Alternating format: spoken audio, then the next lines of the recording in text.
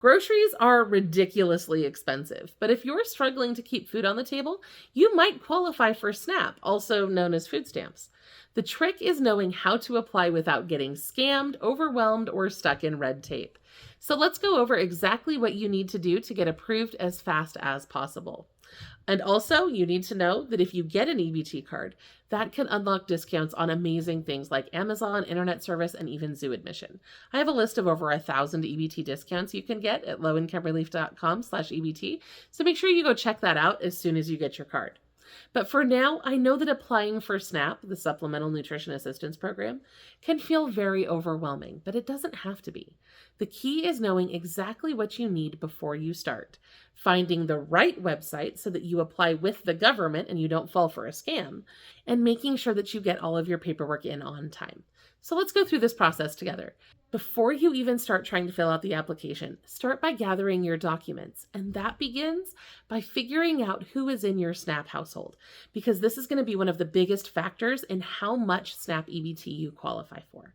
And it's not always as simple as who lives with you, right? Because SNAP has very specific rules about what counts as a household. A SNAP household includes people who both live together and buy and prepare their food together. So if you live with roommates, but you buy all your own groceries separately and you don't share meals, they wouldn't count as your household in your application. But if you live with family, like a spouse or children or elderly parents, and you all share food together, they would be part of your SNAP household. You have to do both things. You have to live together and share food together. Now, there are special rules for seniors and people with disabilities. If you are over age 60 or you have a disability, you can actually be considered your own SNAP household even if you live with others, as long as you buy and prepare your own food separately. This can be really important because it might help you qualify for more benefits. Once you know who's in your household, then it's time to start getting your paperwork in order. Every state asks for similar information, so having these documents ready will make your application process go a lot smoother. And if you're a senior, you need to make sure that you ask your state about something called ESAP. That stands for the Elderly Simplified Application Project. And if you qualify for that application, it's much shorter and much easier to fill out, and it has a lot fewer requirements. If you're over age 60, please make sure to see if your state offers ESAP, because it could save you a lot of hassle. For just about everyone else, though, you're going to need to go the long route and do that full application. You're also going to need to be prepared with essential documentation, like a photo ID, usually a driver's license or state ID, proof of income, such as pay stubs, Social Security benefits, or a letter from your employer. You're also going to need proof of expenses, like your rent or mortgage payments, your utility bills, and your childcare costs. Now, if you don't have pay stubs because you're self-employed or have irregular work, don't panic. Many states let you submit a self-declaration or a letter explaining your income situation. And here's something that many people don't know. If you're a senior or you have a disability, you can also submit proof of out-of-pocket medical expenses. This includes prescription medications, doctor's visits, even the transportation costs to get to your medical appointments. If you're spending more than $35 a month in medical costs, you need to make sure you report these because it can help you qualify for more SNAP benefits. So please don't miss that. Now, here's where a whole lot of other people get tripped up, right? You need to find the right website to apply.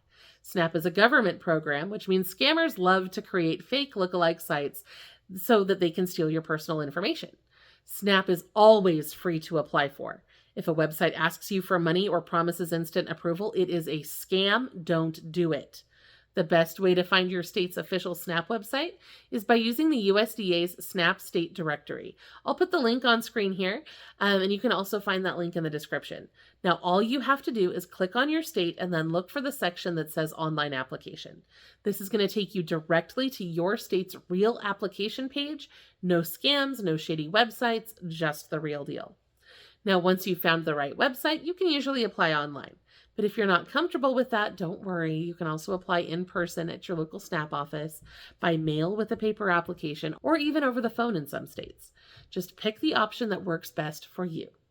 Now, most states are going to require an interview after you apply. I know that sounds intimidating, but it's just a way to confirm your information. This isn't like an interview for the job. You don't have to convince them that you need this. You just need to answer their questions so that they know that you qualify. Most of the time, this is going to happen over the phone. During the call, they're going to ask about your income, your expenses, your household situation. And here's the key. This is your chance to make sure that they count everything. If you have extra expenses like medical costs, dependent care, or work-related costs, this is the time to bring those up. They could help you qualify for more benefits, so this is very important. Now, if you're approved, you'll get an EBT card, which works like a debit card but can only be used for food. Benefits are usually loaded onto the card every month, and the amount is going to depend on your household size, your income, and your expenses. And here's something important. If you get approved but only receive a small amount, don't assume that's all you're ever going to get. You can always update your case if your situation changes, like if your income drops, your expenses go up, or if you have new medical costs. So go check out the resources that we shared with you. I hope that this has been helpful to you. Feel free to drop a comment below and make sure to check out our other videos for more ways to save money and get free stuff.